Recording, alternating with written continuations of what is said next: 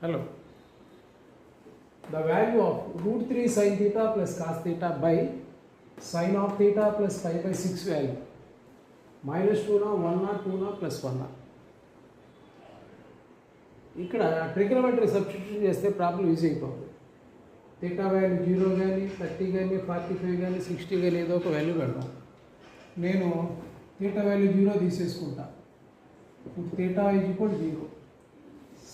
అప్పుడు ఇదేమవుతుందండి, root 3 into sine 0 plus cos 0 by sine 5/6.